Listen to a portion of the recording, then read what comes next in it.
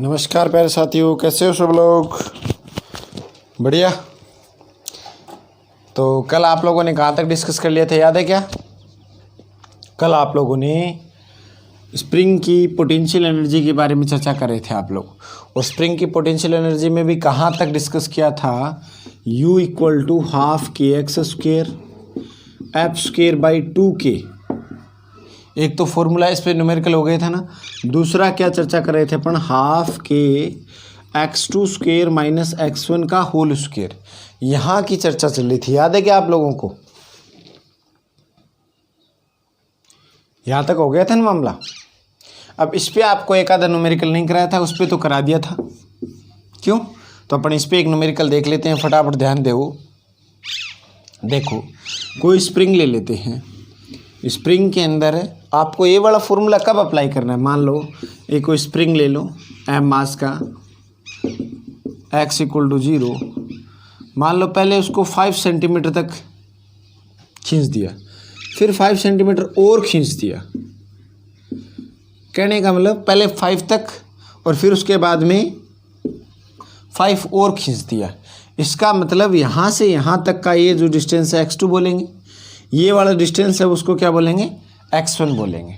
ठीक है, तो ये डिस्टेंस कितना है? x2 अपने पास 10 सेंटीमीटर, ये वाला x1 कितना है? 5 सेंटीमीटर है ना। तो कुल मिला के आप लोगों को क्या ध्यान रखना है? इसका k का वैल्यू कोई न्यूमेरिकल में दे दे 200 न्यूटन पर मीटर, ऐसा कोई न्यूमेरिकल आपको दे दिया और पूछ लिया चेंज इन पोटेंशियल एनर्जी के बारे में पूछ लिया। क्या पूछ लिया? Change in potential energy. तो इस कंडीशन में आप लोगों को क्या करना है? क्वेश्चन में समझ लो आप लोग क्या खींचा है। पहले तो 5 सेंटीमीटर तक खींचा है, उसके बाद 5 और खींच दिया। पहले 5 तक, उसके बाद में 5 और। ठीक है, उस कंडीशन में आप लोगों को U इक्वल टू कौन सा फॉर्मूले से काम चलाना है? क्वेश्चन नोट कर लो। U इक्वल टू कौन सा फॉर्मूला लगाएंगे? हाफ के x2 square minus x1 square. Question note कर लिया क्या अपने शब्दों में? नोट कर लो। पहले 5 सेंटीमीटर तक, उसके बाद 5 सेंटीमीटर और, then find out the value of change in potential energy. ठीक है, ये वाला वैल्यू निकालना है। नोट कर लिया। अब ये वाला फॉर्मूला लगा देते हैं। U हाफ के का वैल्यू कितना है? 200। x2 कितना है? 10 सेंटीमीटर है। तो यहाँ पे 10 सेंटीमीटर, ये न्यूटन पर मीटर में है ना, तो अपने को इसको भी किस में चेंज करना पड़ेगा? मीटर में। तो 10 सेंटीमीटर को डिवाइड करोगे -2 आएगा ना, तो उसका स्क्वायर करेंगे तो देखो 10 स्क्वायर लिख रहा हूँ मैं, -5 का स्क्वायर लिख रहा हूँ, और बाहर 10 की पावर -4 लगा दिया। समझ आ गया 10 की पावर 4 कैसे लगाया अपन ने? ये तो आ गया आपका 100, ये देखो 100 - 25 तो 75, 2 0, इसकी ये 2 0, ये प्लस की है 2 0, माइनस की बचेगी ना। U इक्वल टू क्या आ जाएगा? या 0.75 बोलो, या क्या बोल दो आप लोग? 0.75 या 75 × 10 की पावर -2 तक। ध्यान में रह जाएगा, फटाफट नोट कर लो जल्दी से। ये फॉर्मूला कब लगाना है? बात क्लियर होगी कि आप लोगों को जब एक बार x1 फिर उसके बाद में उसी x1 से इंक्रीज कर दें अपन। ठीक है, वरना तो अपना वो वाला फॉर्मूला है U इक्वल टू हाफ के एक्स स्क्वेयर। एक बार x1 तक खींचा, उसके बाद में फिर x2 तक खींच दिया, मतलब x2 का मतलब क्या हो गया यहाँ पे? उसके बाद में रिपीट कर दिया। तो फटाफट नोट कर लिया क्या? क्वेश्चन लिख लिया, याद रह जाएगा। ये मोटा मोटा सा स्प्रिंग की पोटेंशियल एनर्जी के बारे में अपन ने चर्चा की है। स्प्रिंग के बारे में तो काफ़ी डिटेल में चर्चा हो गई ना। ठीक है, चलें आगे, मिटा दें इसको। ठीक है, मिटा रहा हूँ मैं, मिटाऊँ? अब देखो आप लोग आगे क्या है? जैसे स्प्रिंग के बारे में अपन ने टोटल चर्चा कर ली। ठीक है, अब आप लोग देखो स्प्रिंग की पोटेंशियल एनर्जी के बाद में ग्रेविटेशनल पोटेंशियल एनर्जी mg वाली। तो mg वाले में थोड़ी सी चर्चा करते हैं, क्योंकि एक दो फॉर्मूले अपने काम आएंगे। वैसे तो ग्रेविटेशनल पोटेंशियल एनर्जी का फॉर्मूला जो होता है -g m1 m2/r होता है। ठीक है, और दूसरा फॉर्मूला क्या होता है, mgh और 1 + h/r, ये फॉर्मूला भी होता है। अभी कहाँ से आ रहे क्या आ रहे वो ग्रेविटेशन में अपन डिटेल से चर्चा करेंगे, लेकिन मेरे को एक बार इस फॉर्मूले की आवश्यकता पड़ रही है आगे क्वेश्चनों में, क्योंकि एनर्जी कंजर्वेशन पढ़ना है अपने को, नेक्स्ट टॉपिक है, तो उसमें mgh की ज़रूरी पड़ेगी अपने को। तो आप लोग क्या करो कि ग्रेविटेशनल पोटेंशियल एनर्जी का सिर्फ फॉर्मूले लिखो यार, इलेक्ट्रोस्टैटिक पोटेंशियल एनर्जी क्वेश्चन नहीं करेंगे, यहाँ सिर्फ अपन ग्रेविटेशनल वाले पोटेंशियल एनर्जी से रिलेटेड क्वेश्चन करेंगे। तो एक तो ये लिख लो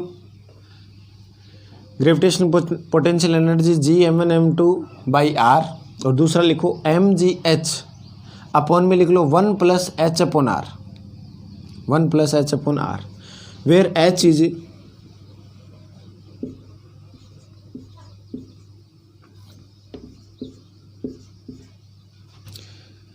एच दी, ये तो क्या है सबके लिए कंडीशन है। आर का वैल्यू जैसे कितना होता है 6400 किलोमीटर, अर्थ की रेडियस की बात हो रही है। किसकी बात हो रही है, अर्थ की रेडियस की। अब इसके अलावा आप लोग देखो, जब मान लो आपका जो हाइट है वो अर्थ की सरफेस से 1 मीटर 2 मीटर 5 मीटर 10 20 मीटर ऐसे में हो, और रेडियस आपकी कितने किलोमीटर में, और वो भी कितनी 6400 किलोमीटर। जब ये वैल्यू बहुत छोटी होगी, ये वैल्यू बहुत बड़ी होगी, उस टाइम के लिए मैं अपन को आपको पोटेंशियल एनर्जी, क्योंकि ये वैल्यू बहुत बड़ी हुई तो ये इसका डिवाइड करेंगे तो लगभग ये जीरो के साइड में चला जाएगा, तो अपॉन में क्या बचेगा सिर्फ mgh। ठीक है, तो potential energy if h is r is greater than h, then potential energy u equal to क्या आ जाएगा mgh आ जाएगा, u इक्वल टू क्या आ जाएगा mgh। ये भी नोट कर लो, नोट कर लिया mgh। ठीक है, उसके बाद में देखो आप लोग मिटाऊं, अब mgh को काम में कैसे लेना है, mgh को आप सीधे काम में लोगे। ये मान लो ग्राउंड है, ग्राउंड वाली आप 0 मान के चलोगे, ठीक है ना, और रेफरेंस पॉइंट मान लेंगे उसको, इनिशियल कितनी है 0। कोई यहाँ पे मास है m, तो उसकी पोटेंशियल एनर्जी h हाइट पे आप क्या बात करोगे mgh से कंपेयर करोगे, mgh से कंपेयर करो, ध्यान में रह जाएगी बात। ठीक है ना, ठीक है, तो अपन इनिशियल ग्राउंड के रिस्पेक्ट में तो क्या लेके चलेंगे 0, और h हाइट पे क्या हो जाएगी mgh हो जाएगी। ठीक है, मिटा दो। चलिए देखो, अब आप लोग लगाओ, देखो काइनेटिक एनर्जी भी होगी, पोटेंशियल एनर्जी भी होगी, आगे लगा दो conservation of energy, energy of conservation, energy of conservation.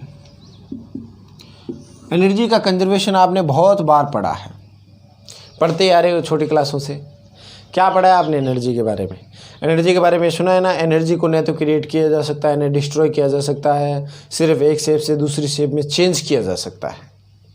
तो पहले तो ये लाइन लिख लो आप लोग फटाफट कि एनर्जी को कोई डिस्ट्रॉय भी नहीं कर सकते, एनर्जी को क्रिएट भी नहीं कर सकते, और सिर्फ एक फॉर्म से दूसरे फॉर्म में उसको चेंज कर सकते हैं, एक फॉर्म से दूसरे फॉर्म में चेंज कर सकते हैं। ठीक है, ध्यान में रह जाएगा। चलो तो आप लोग लिख लिया conservation of energy, energy conservation, note कर लो, ये बात नोट कर ली। अब इसको समझो बात को, क्या है, जैसे मैं इस डस्टर को उठा रहा हूँ, अब कुछ एनर्जी है तो ही उठा रहा हूँ, कुछ एनर्जी है तो ही इसको उठा पा रहा हूँ, डिफरेंट केस में नहीं उठा पाऊँगा। अब एनर्जी कहाँ से, खाना खाया, खाने से एनर्जी आई, अब खाने में कहाँ से आई, अर्थ से ली, अर्थ में, वो सारा मतलब एक साइक्लिक प्रोसेस है, चलता रहता है। तो कुल मिला के आपके पास एनर्जी है, ये एनर्जी आपने इसको दे दी और आपने इसको h हाइट तक उठा दिया, mgh तक उठा दिया। कहाँ तक उठा दिया, mgh तक। जैसे इसको छोड़ोगे, अब इसके पास कौन सी एनर्जी है, छोड़ा नहीं तब तक, पोटेंशियल एनर्जी है। कौन सी एनर्जी है, पोटेंशियल एनर्जी है। किस साइड तक, mgh होगी ना,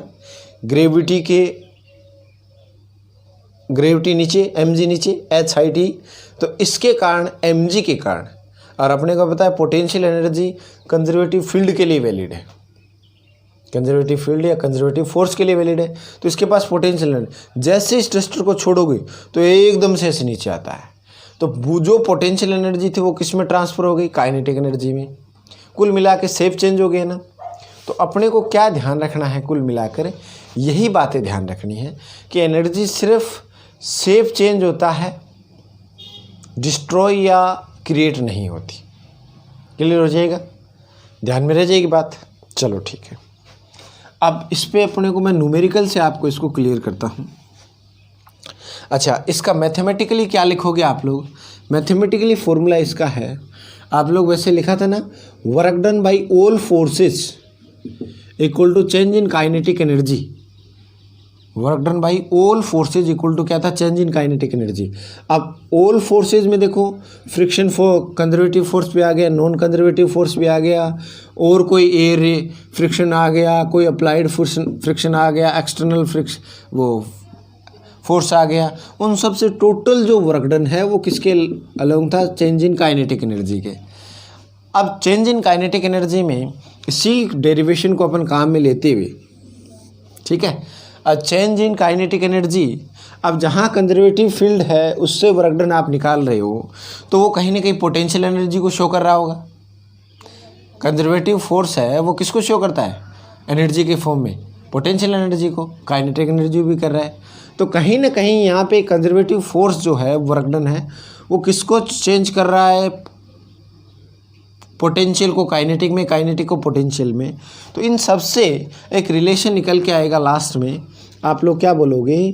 kinetic energy plus potential energy equal to E. यानी जो एनर्जी पहले है टोटल एनर्जी, प्लस में क्या लिख दिया? Kinetic energy plus potential energy. ध्यान रह जाएगा, याद रह जाएगा। यानी kinetic energy plus potential energy. आप लोगों को कई बार क्वेश्चन में कैसे अप्लाई करना है इसको? Kinetic energy plus potential energy कौन सी? मान लो ये फाइनल वाली काइनेटिक एनर्जी हो गई, तो initial kinetic energy plus initial potential energy, ये वाला लॉजिक वाला फॉर्मूला भी अपना चल जाएगा। ठीक है, याद रह जाएगी बात, समझ आ जाएगी। तो यहाँ पे अपने अप्लाई करते हैं। तो आप लोग तो ये वाला फॉर्मूला लिख लो, ये वाला लिख लो। बाकी बड़ा किससे है? वर्क एनर्जी थ्योरम से ही बड़ा है। ठीक है, नोट करो फटाफट। इसको अपने एक एग्जाम्पल से डिटेल में समझते हैं। एग्जाम्पल से समझ लोगे ना, उसके बाद में कोई झंझट नहीं बचेगा इसके अंदर। मिटाऊं? मिटा दूं? अब देखो, जैसे एक कोई एम मास है, ठीक है, 1 kg का मास है, 10 मीटर की हाइट में है। आपको h मीटर हाइट दे दिया, इनिशियल वेलोसिटी यहाँ पे रेस्ट में ही है। जैसे आपने इसको छोड़ा तो कहाँ पे पहुँचेगा? इस पॉइंट पे पहुँचेगा, v पर पहुँचेगा। अब ये v वेलोसिटी आप बता सकते हो कि कितनी आएगी? v वेलोसिटी का वैल्यू क्या आएगा? v वेलोसिटी का यदि स्ट्रेट लाइन है, आप इस बात को समझो, स्ट्रेट लाइन है, अंडर द ग्रेविटी आ रहा है, यूनिफॉर्म एक्सीलरेशन है, तो उस कंडीशन में अपने पास जो फॉर्मूला होता है, अपन 1D इक्वेशन से सोल्व कर लेंगे ना। क्या लगा दोगे? v² equal to u² plus 2gh, इससे काम कर लेंगे। अब इनिशियल वेलोसिटी कितनी है? 0 है, तो v² कितना बच गया? ये 0 प्लस 2gh आ जाएगा। तो v बराबर क्या आ जाएगा? अंडर रूट में 2gh आ जाएगा। ये v का वैल्यू हो गया। किसका वैल्यू हो गया? v का। अब यदि कोई नया बच्चा है तो ध्यान देना, ये 1D की इक्वेशन होती है। अब अपने को इससे नहीं निकालना, इसको निकालना है एनर्जी कंजर्वेशन से। ठीक है, यही वैल्यू किससे निकालनी है? एनर्जी कंजर्वेशन से। अब आप लोग इस पॉइंट पे आओ, इस पॉइंट पे काइनेटिक एनर्जी देखो और पोटेंशियल एनर्जी देखो, ये ध्यान रह जाएगा ना, √2gh। चलो एक काम करो, वैल्यू दे ही रखी है, अपन वैल्यू नोट कर लेते हैं। v का वैल्यू, g का वैल्यू 10 ले लो, h का वैल्यू कितना दिया अपने को? 10 मीटर, तो 10√2 आ जाएगा ना, मीटर पर सेकंड आ जाएगा।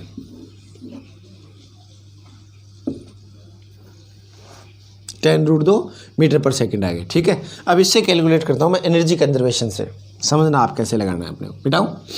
ध्यान रखना, v का वैल्यू कितना है? 10√2। v का वैल्यू कितना है अपने पास फाइनल है 10√2 आ जाएगा। ठीक है, अब आप लोग देखो इस पॉइंट पे एनर्जी कंजर्वेशन लगाओ। क्या कहता है energy conservation? Kinetic plus potential. Kinetic कितनी एनर्जी, इनिशियल में वेलोसिटी कितनी है 0, तो kinetic energy half mv², v कितना है 0, प्लस पोटेंशियल एनर्जी कितनी है mgh। अब देखो m का वैल्यू कितना है यहाँ पे 1 kg का लिया है, g कितना है 10 है, h कितना है 10 है। ठीक है, उसके आगे देखो आप लोग इक्वल टू करें इसकी फाइनल वेलोसिटी v अपने को नहीं पता लेकिन अपने को निकालनी तो है। फाइनल काइनेटिक एनर्जी इतनी हाइट पे आएगा तो mv हाफ mv² हो जाएगा, और पोटेंशियल एनर्जी डिक्रीज होके h कितना बचा 0, तो mg तो लग रहा है लेकिन h कितना आ गया 0 आ गया। ठीक है, समझ में आगे लगाना है एनर्जी कंजर्वेशन कैसे लगाओगे। अब ये वाला पार्ट 0 हो गया, ये कितना बचा 100 हो गया ना, इक्वल टू क्या बचा हाफ mv², इतना ही बचा। m का वैल्यू कितना है 1 kg, तो 1 लिख दिया मैंने। ये वाला पार्ट कितना हो गया 0, तो इससे मल्टीप्लाई करें 200 आ गया v², तो v इक्वल टू क्या √200, तो v क्या बन जाएगा 100 का कितना होगा 10 और 10√2 मीटर पर सेकेंड। वैसे भी वही निकाला था, एनर्जी कंजर्वेशन से भी वही निकाला है। बात समझ में आ गई? कर लोगे? ध्यान में रह जाएगी बात। अच्छा, अब आप लोग एक क्वेश्चन और भी कर सकते हो मेरे से कि सर जब अपने को उस इक्वेशन से निकलना है तो एनर्जी कंजर्वेशन क्या काम में लेंगे, क्यों इतना लंबा विचार करें, सीधा सा 1D इक्वेशन लगा देंगे v² equal to u² plus 2gh। लेकिन अब इसमें तो चलो सीधा सा दे दिया, अब आगे जैसे जैसे स्टेप बढ़ाओगे तो शुरू में तो क्या इजी कराना पड़ता है ना, लेकिन धीरे धीरे आप आगे जाओगे तो आप हार्ड क्वेश्चन भी बन सकते हैं, कोई बड़ी बात नहीं है।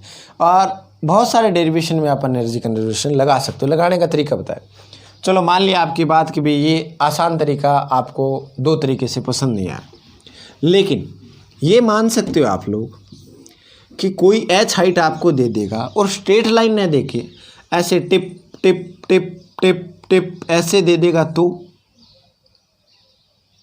ऐसे दे देगा, वहाँ पे वही 1 kg वाली बॉल रख देगा और पूछेगा इस पॉइंट पे वेलोसिटी क्या होगी, तो वही वेलोसिटी होगी जो आपने सिंगल लाइन में निकाली थी। आप यहाँ पे एनर्जी कंजर्वेशन लगाओ, यहाँ पे एनर्जी कंजर्वेशन लगाओ, आंसर मैच कर जाएगा। समझ आ गई बात? अब आपको यदि स्ट्रेट लाइन नहीं देके ऐसा कुछ दे दिया तो भी आप एनर्जी कंजर्वेशन लगा सकते हो, वैल्यू वो की वो मिलेगी। क्यों? जो पोटेंशियल एनर्जी वो किस में चेंज होगी, काइनेटिक एनर्जी में। काइनेटिक एनर्जी है वो पोटेंशियल में एनर्जी चेंज होगी। बात क्लियर हुई? तो आप लोगों को यदि स्ट्रेट लाइन मिले, आगे अपन रोटेशनल एनर्जी की भी बात करेंगे। रोटेशनल एनर्जी चेंज होगी लीनियर एनर्जी के अंदर, तो आगे सारी बातें होती रहेगी, तो वहाँ पे एनर्जी कंजर्वेशन अपने को लगाना है। तो बात क्लियर हुई? क्या मैं आपको समझाने की कोशिश कर रहा हूँ? भेजे में कुछ बैठ गया तो इसका मतलब बात समझ आ गई आप लोगों के। तो ये सीन रहता है, ठीक है। एनर्जी कंजर्वेशन समझ आ गया? ठीक है। अब एक क्वेश्चन और करा देता हूँ छोटा सा। ये तो नोट कर लिया होगा आप लोगों ने, अब तक कर लिया क्या? नोट कर लिया तो बस आप लोगों को डायग्राम की आवश्यकता नहीं, बस बताने के लिए था, ठीक है। नोट कर लेना आप लोग। उसके बाद आप लोग देखो क्या ध्यान रखोगे आप लोग। जैसे मान लो कि अपने पास एक स्प्रिंग है, स्प्रिंग कुछ ऐसा है, इसका जो K का वैल्यू है वो 2000 न्यूटन पर मीटर है। एक बॉडी का मास अपने को 2 kg दे रखा है, उसकी वेलोसिटी 10 मीटर पर सेकंड आपको दे दी। वो इतनी वेलोसिटी से आ रहा है आपके पास, क्या कर रहे हैं? आ रहा है। तो उसके पास क्या है? काइनेटिक एनर्जी है। और जैसे ही स्प्रिंग के पास आएगा, स्प्रिंग से कोलाइड करेगा, टकराएगा, तो क्या अपनी सारी काइनेटिक एनर्जी पोटेंशियल एनर्जी में चेंज कर देगा, स्प्रिंग को दे देगा। तो स्प्रिंग दबेगा, एक बार दबेगा ना जैसे आके, तो कितना दबेगा, कितना कंप्रेस हो जाएगा, उस एक्स का वैल्यू फाइंड आउट करना है। बात क्लियर हुई? 2 kg का मास है, 10 मीटर पर सेकंड वेलोसिटी है। वेलोसिटी से आया, स्प्रिंग को दबाया, कंप्रेस किया, कितना कंप्रेस किया उस एक्स का वैल्यू अपने को चाहिए। कितना कंप्रेस किया उस एक्स का वैल्यू अपने को चाहिए, ठीक है। तो दोनों की पोटेंशियल एनर्जी यदि है एच हाइट की बात करें तो वो तो ग्रेविटी वाला लगेगा नहीं। अब स्प्रिंग की और एक मास है, तो इसके पास काइनेटिक एनर्जी है, पोटेंशियल एनर्जी आपको स्प्रिंग की बताई हुई है अच्छे से। तो एक बार कोशिश करो 30 सेकंड के लिए, पता चल जाएगा आप लोगों को कितना दिमाग में लगाया है।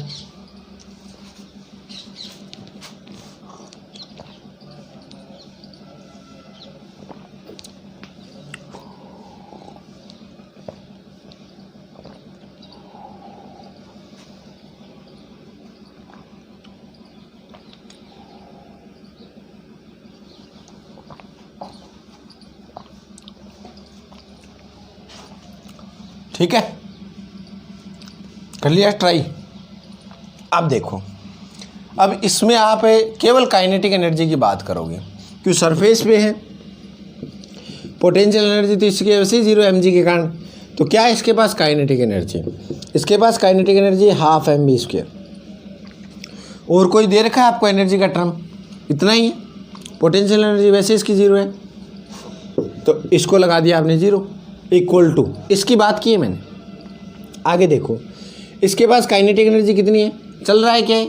नहीं, तो ½ m जो भी इसका मास होगा, v² कितना है? 0 है, प्लस क्या पोटेंशियल एनर्जी पता रहती है आपको? ½ kx²। लेकिन कब बनेगा? जैसे ही इसको x आपने दबाया, x खींचा या दबाया, तो पोटेंशियल एनर्जी का टर्म आएगा। तो इसको आके कोलाइड हुआ तो कुछ ना कुछ दबेगा, तो ½ x² आ जाएगा। बात क्लियर होगी? यहाँ पे देखो क्या दे रखा है आपको, हाफ, ये बचेगा ना ½ mv² इक्वल टू ½ kx², ये बचेगा ना। हाफ से आप कैंसिल हो गया, हाफ से आप कैंसिल हो गया, तो m कितना दिया है आपको? m दिया है 2 kg, और v का वैल्यू कितना है? 10 का स्क्वायर करो 100 आ जाएगा। इधर k का वैल्यू कितना दिया है आपको? 2000 दिया है ना, इंटू क्या करना है अपने को? x² निकालना है। तो कितना बचेगा? ये 2 0 उड़ गया, ये क्या बचा? 10 बच गया ना। तो इधर आ जाएगा x² इक्वल टू 1/10 आ गया, ये आएगा 1/10। तो आप लोग क्या करोगे, x का वैल्यू यहाँ से निकालो, तो x का वैल्यू आ गया 1/√10 मीटर। यही बैठेगा क्या? ये आंसर आया आप लोगों का। तो बात क्लियर हो गई कैसे करना है क्वेश्चन को। आंसर यदि सही आ गया तो यस लिख देना, पता चल जाए कि वे बच्चे पढ़ तो रहे हैं। ठीक है, ध्यान में रह जाएगा। तो ऐसे अपने को करना है क्वेश्चन। मिटा दो, आंसर मैच कर लो और मिटा देता। ठीक है, चलिए नेक्स्ट अपन चर्चा करते हैं। अब देखो, एनर्जी से रिलेटेड बातें अपन ने जो अपने काम की थी वो अपन ने कर ली है। बाकी तो और अपन बहुत सारी चर्चाएं कर सकते हैं, बहुत सारी एप्लीकेशन है। लेकिन अब आप नेक्स्ट टॉपिक ऐसे लगाओ कि पावर का कर लेते हैं। छोटा सा पॉइंट है पावर। पावर क्या होती है थोड़ा बताओ। रेट ऑफ, यदि थोड़ा बहुत आप लोगों को याद हो, क्या याद हो, P इक्वल टू का P पावर को P से लिखते हैं ना, W/T से लिखते हैं अपन, W/T। W/T का मतलब क्या आ गया? इसको आप हिंदी में लिखना चाहो ना तो क्या लिख सकते हो, rate of work done.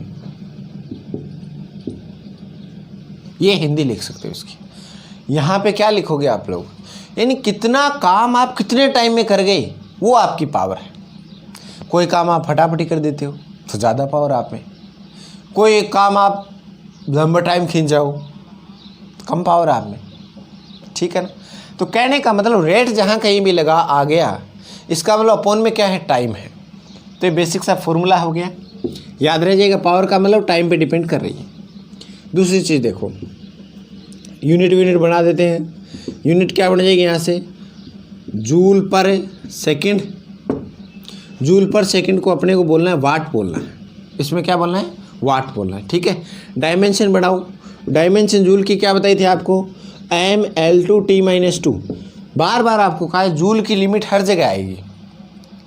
Joule की डायमेंशन हर जगह काम में लेंगे। तो आप लोग क्या ध्यान रखोगे, जूल का और न्यूटन का डायमेंशन रट लो, दिमाग में फिट कर लो। mL/t - 2 में कितना आ गया t, तो यहाँ से क्या बन गया mL2 और t-3 आ जाएगा।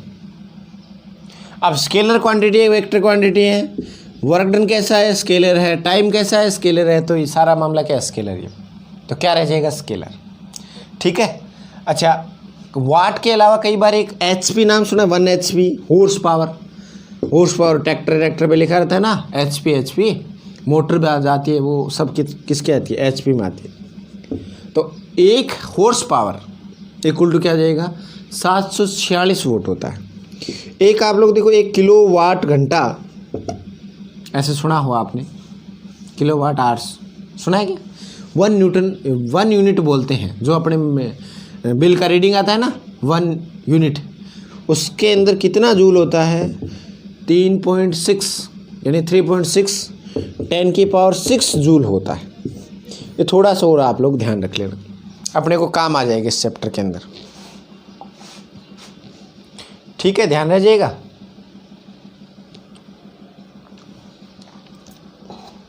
तो ये कुल मिला के छोटी मोटी बातें थी जो अपन ने चर्चा की है। मिटाओ इसको, आगे की तरफ बढ़ें। नोट कर लिया क्या, P = W/T rate of work done, सीधा लिख लो।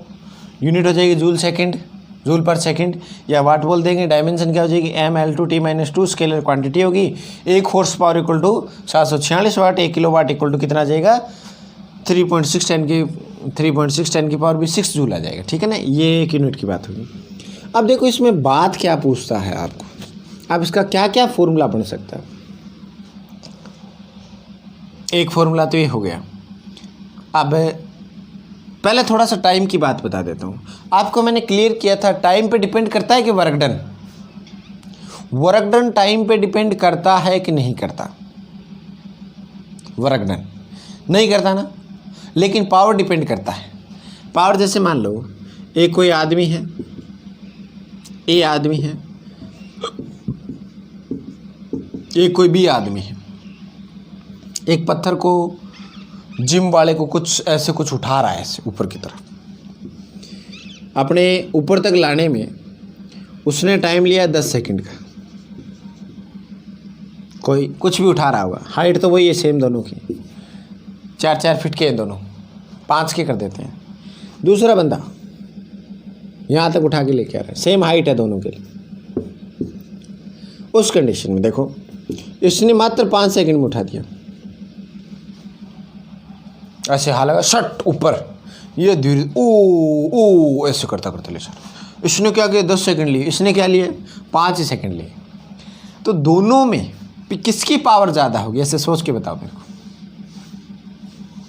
पावर किसकी ज़्यादा है, जिसने टाइम कम लिया कि ज़्यादा लिया उसके। जिसने टाइम कम लिया उसकी पावर बहुत ज़्यादा है भाई, दिख रहा है ना आपको। P = क्या है, W/ कोई भी वेट आपने उठाया है, वर्क डन किया है, उसके लिए वेट उठाने में mgh लिख दोगे अपॉन T। तो जिसको टाइम कम लगा, mgh तो सेम ही है दोनों के लिए, जिसको टाइम कम लगा उसकी पावर होगी ज़्यादा।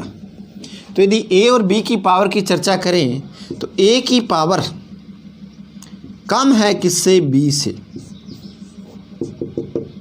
समझ आ गई बात।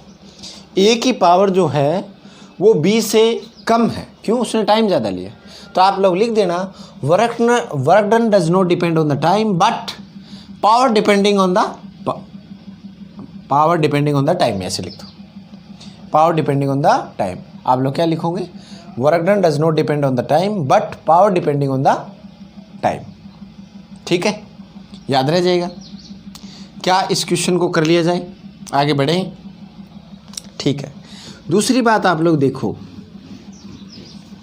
पावर का बेसिक फॉर्मूला W/T, अब वो जिस भी फॉर्म में मिले वैसे कर लेंगे। दूसरा फॉर्मूला आप वर्क डन, अब उसमें अपन वैसे भी बात कर सकते हैं ना, किसी इंस्टेंट पे पावर क्या होगी, एवरेज पावर क्या होगी। तो वही 2 टाइप के आप एवरेज पावर का हम लोग W/T डेल W/T, इतने टाइम में कितना काम किया, वो सब एवरेज निकाल लेंगे। तो इसको तो आप एवरेज को ऐसे लिख रहा हूँ मैं, ठीक है ना। लेकिन इंस्टेंट वाले को अपन कई बार बोलते हैं ना, इंस्टेंट वाले में क्या करना पड़ता है, डिफ्रेंशिएट करना पड़ता है। तो dw/dt भी बोल सकते हैं, कोई दिक्कत वाली बात नहीं।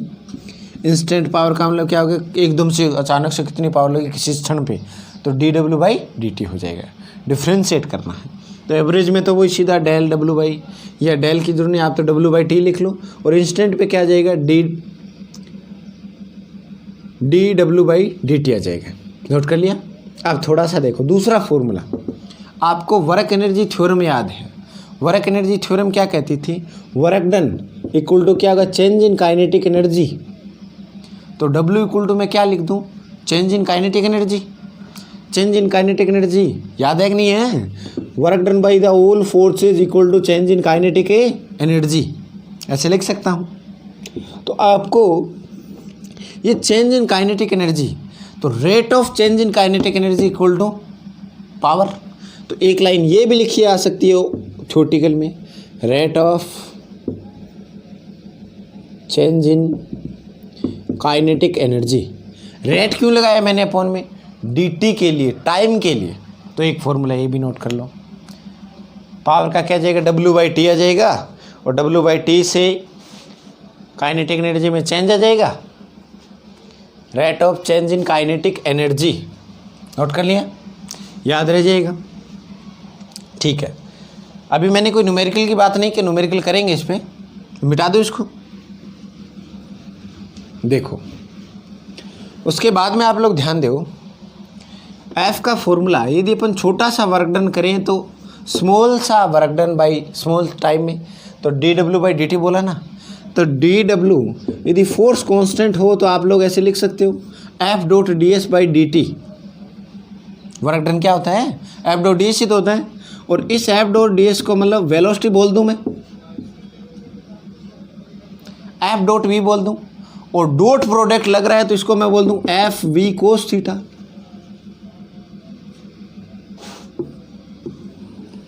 पावर का फॉर्मूला तीसरा और लास्ट फॉर्मूला है मानो आप, ठीक है ना, उससे ज़्यादा फॉर्मूले की आवश्यकता नहीं है। पावर का लास्ट फॉर्मूला क्या है, F.v हो जाएगा। तो फटाफट एक फॉर्मूला और नोट कर लो, याद कर लो। यदि फोर्स दे दे आपको वेक्टर में और वेलोसिटी दे दे वेक्टर में, तो अपने को दोनों के बीच का एंगल चाहिएगा, ठीक है। F और P के बीच का एंगल चाहिएगा। यदि सेम, वही बात है वर्क डन वाली सेम, कोस थीटा का वैल्यू कहाँ से कहाँ तक वेरी करता है, -1 से लेके और 1 तक वेरी करता है ना। तो पावर का वैल्यू कहाँ से कहाँ तक वेरी कर जाएगा, -FV से लेके +FV तक वेरी कर जाएगा, ठीक है। ये वैल्यू हो जाएगा पावर का। तो ये छोटा सा डायग्राम टाइप में बना लेना, याद रख लेना आप लोग, ध्यान में रह जाएगा क्या आप लोगों को। एक बस लास्ट क्वेश्चन करते हैं आज, बाकी बातें अपन कल करेंगे। छोटा सा चलो एक F का वैल्यू मैं दे देता हूँ आप लोगों को। पावर पूछ ले, फोर्स दे दिया 2ik + 4j, और V वेक्टर दे दिया आपको I और 2k। तो पावर का वैल्यू फाइंड आउट करना है, पावर का वैल्यू फाइंड आउट करना है। क्या बता सकते हो पावर का वैल्यू कितना जाएगा, बताओ देखें कितना, 2 आ रहा है क्या सब लोगों का। क्यों, P/F.v करें, पावर इक्वल टू क्या बना, F.v। F का वैल्यू कितना है अपने पास, 2i + 4j dot i + 2k। अब डॉट प्रोडक्ट करें अपन, तो i.i 1 हो गया, तो यहाँ से क्या मिला 2। j का इधर कोई कंपोनेंट है क्या, 0 है, तो 0 आ गया। k का कितना है, आगे 0 है, आगे है लेकिन पीछे कितना है, 0 है। तो कुल मिला के क्या मिलेगा, 2 वाट आपको क्या मिल जाएगी, पावर मिल जाएगी, ठीक है। बात समझ में आ गई। ऐसे आप लोग क्वेश्चन कर सकते हैं। एक छोटा सा क्वेश्चन और बता देता हूँ, वैसे तो क्वेश्चन तो 2-4 और कराएंगे आपको पावर पे। जैसे किसी पार्टिकल को आपने यहाँ साइड तक उठाया, ये नोट कर लिया, 2 वाट आ गया। दूसरा क्वेश्चन देख लो एक छोटा सा और, जैसे मान लो किसी भी मास को आपने, मास m को आपने 10 मीटर तक उठाया, वही क्वेश्चन, और मास ले लेते हैं अपन 1 kg, ठीक है। तो इसने वर्क डन कितना किया, ग्रेविटी के अलाउ, तो नीचे क्या लगेगा mg, कितना गया ऊपर, mgh, ठीक है, mgh बोल दे। अब नेगेटिव का वो तो कोई रोल रहेगा नहीं। देखो mgh/w/t बोले, और टाइम इसने मान लिया उठाने में कितना सेकंड ले लिया, 10 सेकंड ले लिया। 10 मीटर उठाने में 1 kg मास को कितना टाइम ले लिया, 10 सेकंड ले लिया।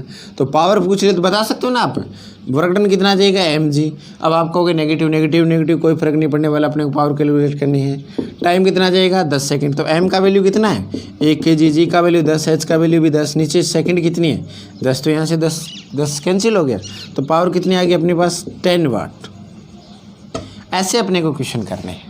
तो ठीक है दोस्तों, आज अपन इतना ही करेंगे।